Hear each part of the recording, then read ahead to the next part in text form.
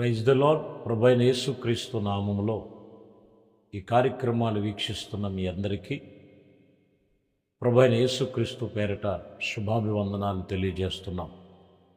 దేవుని మహాకృపను బట్టి దేవుని యొక్క వాక్యము తెలియజేస్తున్నటువంటి మాటలు ఈ ఉదయకాలము మనం ధ్యానించుకుందాం. పరిశుద్ధ గ్రంథములో నుంచి దేవుని వాక్యం చెప్తున్న మాట పరమగీతములు 7వ అధ్యాయము 9వ వచనాన్ని చదువుతున్నాం. నీ నోరు ద్రాక్షాల రసము వలె ఉన్నది, ఆ శ్రేష్టమైన ద్రాక్షాల రసము నా ప్రియునికి మధురములు. ఇక్కడ గమనించినట్లయితే యేసు ప్రభువారు వాక్యం ఇక్కడ తెలియచేస్తున్న మాటలో నీ నోరు ద్రాక్షాల రసము వలె ఉన్నది. ద్రాక్షాల రసము అనేటువంటి నోటితో ఎందుకు పోల్చి ఉన్నారంటే ద్రాక్ష అనేది మధురమునకును అలాగునే ఆనందం సంతోషానికి ఇమిడి ఉన్నది. కాబట్టి వాక్యం ఇక్కడ చెప్తున్న మాట, ప్రియమైన దేవుని బిడ్డలారా, దేవుని సన్నిధిలో మనం గమనించాలి. నీ పెదవుల గుండా సంతోషము సమాధానం ఉండాలంటే యేసయ్య అనే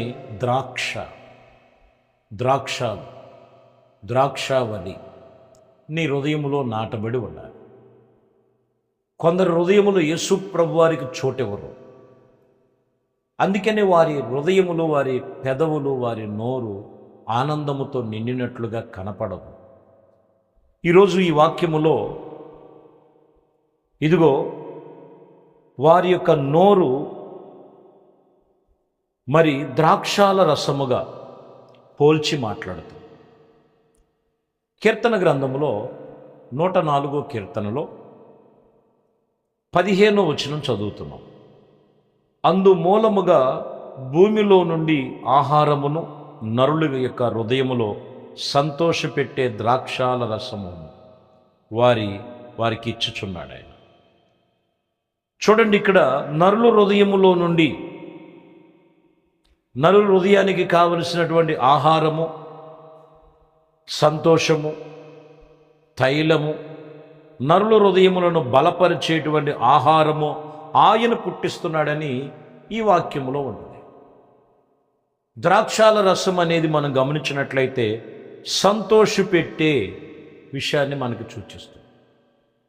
సంతోషపెట్టేటువంటి అనుభవం మనకు సూచిస్తుంది. కాబట్టి ప్రియమైన దేవుని బిడ్డ, సంతోషకరమైనటువంటి దేవునితో మనము నిబంధన కలిగిన వారమై ఉండాలి.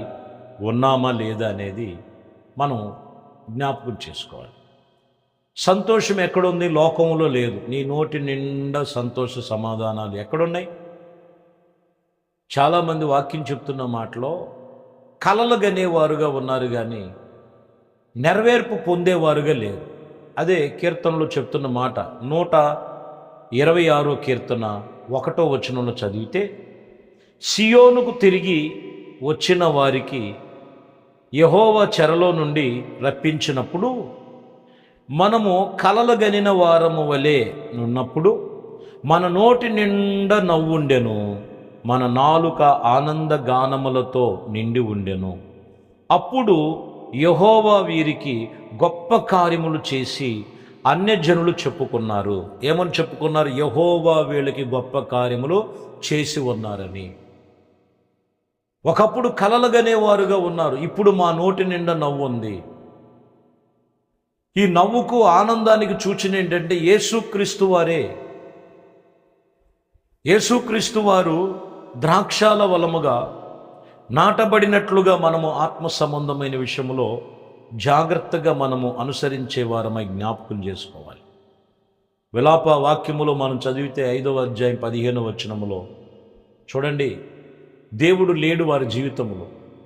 దేవుని యొక్క సన్నిధి వారికి దూరం అయిపోయినప్పుడు వాళ్ళ జీవితాలు ఎలా ఉన్నాయంటే వాక్యం చెప్తున్న మాట, సంతోషము మా హృదయములో విడిచిపెట్టెను, నాట్యము దుఃఖముగా మారిపోయింది, మా తల మీద కిరీటములు పడిపోయి ఉన్నవి, మేము పాపము చేసిన వారమై మాకు శ్రమ. చూసారా, సంతోషము వాళ్ళ హృదయం విడిచిపోయింది. వాళ్ళ పెదవుల గుండా సంతోష సమాధానాలు లేవు. వారి తల మీద కిరీటము పడిపోయింది. ఎందుకంటే దేవుడి దృష్టిలో మేము పాపం చేసాం. విడిచిపెట్టు.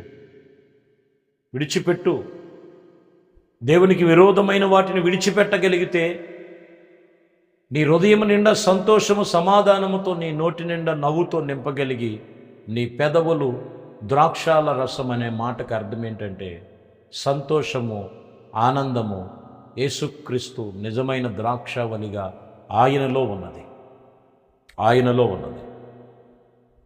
ఇంకా గమనిస్తే యెషయా గ్రంథములో 49వ అధ్యాయం 2వ వచనం, నా నోరు వాడుగల ఖడ్గము ఆయన చేసి ఉన్నాడు. నా నోరు వాడుగల ఖడ్గముగా ఆయన చేసి ఉన్నాడు. చూశారు, అక్కడ ఆనందము సంతోషముగా ఉన్నది నోరు, ఇక్కడేమో వాడుగల ఖడ్గం. నువ్వు నోరు తెరిచి ఏది మాట్లాడుతున్నావు ఒకసారి ఆలోచన చేయాలి. ఎందుకంటే దేవుని వాక్యము రెండంచులు వాడుగల బలమైన, రెండంచులు వాడుగల ఖడ్గము. వాక్యము చదివి వాక్యముతో దేవునితో నిబంధన చేసుకొని ప్రార్థన చేస్తూ ఆ నాలుకతోనే, ఆ నోటితోనే మాట్లాడొద్దు ఇష్టం వచ్చేట్లుగా. చాలా జాగ్రత్త. నోరు వాడుగల ఖడ్గము. అవునంటే అవును, కాదంటే కాదు, నీ సంభాషణ ఉండాలి. వాడుగల ఖడ్గం. వాటి విషయములు జాగ్రత్త. అందుకని అక్కడ అంటారు, ఎందుకనేనంట 2 కొరింథీయులకు రాసిన పత్రికలో 6వ అధ్యాయములో 11వ వచనములో మనం చదివితే, ఓ కొరింథీయులారా, అరమర లేకోకుండా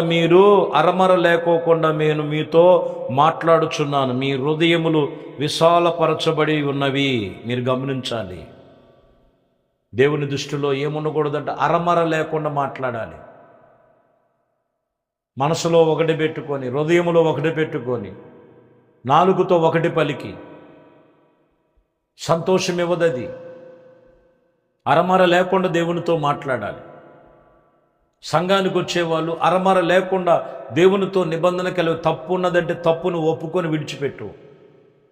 బలహీనత ఉన్నదంటే బలహీనతను, ఇదిగో నేను బలహీనున్నాను, ఈ బలహీనతలు నన్ను బలహీనపరుస్తుంది, వాటిని నేను నాలో నుండి తీసివేయమని అడుగు, బలపరుస్తాడు. అరమర లేకుండా మనం మాట్లాడాలి. కాబట్టి ఈరోజు వాక్యం చెప్తున్న మాట, నీ నోటి ఆత్మ సంబంధమైన విషయాలు ప్రభు చెప్తున్నారు. ద్రాక్షాల రసం నీ హృదయములో ఆనందము పుట్టించాలంటే యేసు ప్రభు వారు నీ హృదయములో ద్రాక్షావళిగా ఉండాలి. 2, నీ నాలుక మరి రెండంచులు వాడుగల ఖడ్గము నీ నోరు. వ్యర్థమైనవి మాట్లాడొద్దు. దేవుని శుభకరమైన మాటలు, ఆత్మ సంబంధమైన మాట్లాడితే, నువ్వు పలికితే అవే నీ జీవితంలో నెరవేర్పు కలుగుతాయి. 3, అరమర లేకుండా దేవునితో మనము సంభాషించాలి. అప్పుడు మనము ప్రతి ఒక్క ప్రార్థనకి ప్రతిఫలం పొందుతాం. ప్రతి కార్యాలు ప్రభు మన జీవితంలో సకల విధముగా ప్రభు కార్యములు జరిగించి ఆశీర్వదించి ఫలభరితముగా మార్చబడుదురుగాక. ఆమేన్. ప్రార్థన చేద్దాం. మహాపరిశుద్ధుడా, ప్రేమ కలిగిన తండ్రి, దయగలిగిన మా ప్రభువా, మీ శ్రేష్టమైన పరిశుద్ధ నామమును బట్టి మీకు వందనాలు, స్తోత్రాలు. మీ కృపా దయా సంకల్పమును బట్టి ఇదిగో ఈ యొక్క ఉదయకాలము మీ నోరు ద్రాక్షాల రసము వలె సంతోషం ఎప్పుడు నీ పెదవుల మీద ఉండాలని మీరు చెప్పి ఉన్నారు. ఎంతమంది జీవితంలో ఇప్పుడు ఆనందముగా ఉన్నారో, ఎంతమంది జీవితంలో నిట్టూర్పులుగా ఉన్నారో ఒక్కసారి జ్ఞాపకం చేసుకోండి. వారి ఆనందము దుఃఖముగా మారిపోయినటువంటి స్థితిలో ఉన్నారేమో. వారు తల మీద ఉండవలసినటువంటి ఘనత ఘనహీనమైన శ్రమగా ఉన్నదేమో. వారి జీవితాలను సరిచేసి నిజమైన ద్రాక్షావళిని మీరేనని మీలో నాటబడి, వారి మాటలు రెండంచులు వాడుగల ఆత్మ సంబంధమైన ఖడ్గముగా, ఆత్మ సంబంధమైన మాటలు పలికేవారుగా, అరమర లేకుండా పలికేవారుగా, వారి నోటిని కాచుకొని మీ సన్నిధిలో భయభక్తులు గలవారుగా దీవించి ఆశీర్వదించి ఫలభరితముగా మార్చమని నజరేయుడైన యేసుక్రీస్తు పరిశుద్ధ నామములో ప్రార్థించి వేడుకొనుచున్నాము తండ్రి, ఆమేన్. ప్రభు మిమ్మల్ని దీవించి ఆశీర్వదించునుగాక. ఆమేన్.